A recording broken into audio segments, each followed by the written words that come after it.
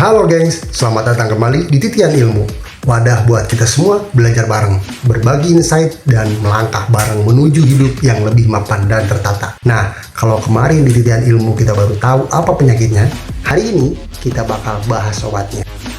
Banyak orang mikir ngatur duit itu ribet, karena harus dicatat sampai ngeluarin 1000 perak buat bayar parkir. Akhirnya baru nyatet 3 hari udah males, terus boncos lagi. Nah, biar kita bisa belajar dengan cara yang cerdas, gue bakal kasih tahu satu rumus paten yang dipakai sama manajer keuangan dunia. Rumus ini simpel banget, nggak bikin pusing, tapi dijamin bisa bikin gaji 3 juta lo tetap bersisa buat nabung, bahkan bisa buat investasi masa depan. Yuk, mari kita bedah.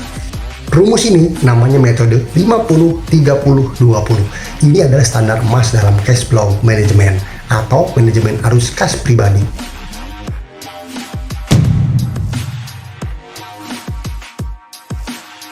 Konsepnya sederhana, begitu lu gajian, lu langsung bagi uang lu ke dalam 3 ember atau pos besar di awal, bukan nunggu sisa di akhir bulan ya. Setengah dari gaji lu wajib dialokasikan buat hal-hal yang kalau nggak lu bayar, hidup lu bakal terganggu. Contohnya, bayar kontrakan, listrik, air, beras, bensin, atau cicilan utang produktif. Kalau gaji lu 3 juta, berarti maksimal uang yang boleh keluar buat kebutuhan hidup adalah 1,5 juta. Pas-pasan? Emang, makanya ini namanya kebutuhan pokok, bukan kebutuhan pamer. Pos kedua, 30% untuk keinginan atau gaya hidup. Manajemen keuangan itu bro, bukan berarti lu harus hidup menderita. Lu tetap boleh menikmati hidup. 30% dari gaji lu boleh dihabisin buat kesenangan. Mau ngopi estetik, nonton bioskop, atau jajan boba, silahkan. Kalau gaji lu 3 juta, lu punya jatah 900.000 buat senang-senang. Kuncinya cuma satu, kalau jatah ini sudah habis, di tanggal 15, lu nggak boleh ngotak-ngatik pos yang lain. Puasa nongkrong sampai bulan depan. Pos ketiga, 20% untuk savings and investment masa depan. Ini dia pos yang bakal bikin lu kaya di masa depan. 20% dari gaji lu atau sekitar 600.000 harus langsung lu amankan. Begitu dapat transferan, uang ini dipakai buat bangun dana darurat. Baru setelah itu dicemplungin ke investasi kayak reksadana atau emas.